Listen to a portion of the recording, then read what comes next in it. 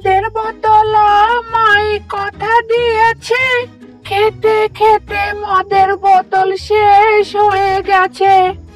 বউ, ও বউ, কোথায় গেলি তুই? আমায় টাকা দে, আমার মদ শেষ হয়ে গেছে। আমাকে টাকা দে, না হলে তোকে আমি তোর বাবার বাড়ি পাঠিয়ে দেব।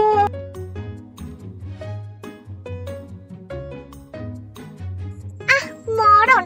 আহারে শ্বশুরের বেটা, তুই আবার মদ গিলে এসেছিস। তোকে না আমি কত বারণ করেছি, আর তুই মদ খাবি না? ফের তোর কোনো লজ্জা শরম হলো না? তুই আবার এসেছিস আমার কাছে মদ খাওয়ার জন্য টাকা চাইতে। এই দেশের সব ভালো মানুষরা শুনেছি মারা যাচ্ছে, তবে মদ খোর তুই তো আর মরছিস না। আমার একদম লজ্জা করে তোকে স্বামী হিসেবে অন্যের কাছে পরিচয় দিতে। আচ্ছা ঠিক আছে, কাল থেকে তাহলে তুমি ভেবো আমি মারা গেছি। হি হি হি। এই বুড়ো, মদ খেয়ে কি মদের ঘরে ভুলভাল বলছো তুমি? জীবিত আছো তুমি, আর আমাকে কি না বলছো? কাল থেকে তোমায় আমি মৃত ভাববো। এই চুপ কর শয়তানি, তোর মতো ভিখারি কি বুঝবে মদ কারা খায়? মদ কি গরিব লোকেরা খায় নাকি মদ দেশি লোকেরা খায় না?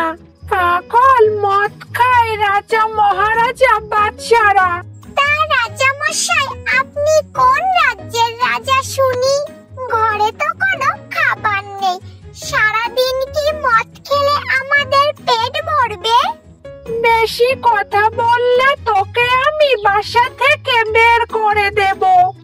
তুই যা এখন এখান থেকে, আমার এখন প্রচন্ড ঘুমে ধরেছে। এই বলে গোপাল সেখানে ঘুমিয়ে পড়ে, আর সেখানে বাঘ মামা এসে হাজির হয়। রে গোপাল, তুই এমন করে এখানে শুয়ে আছিস কেন বাহিরে? তোর বউ কি তোকে ঘর থেকে বাহির করে দিয়েছে নাকি? আরে না না, আমি কেন বাহিরে শুয়ে থাকবো?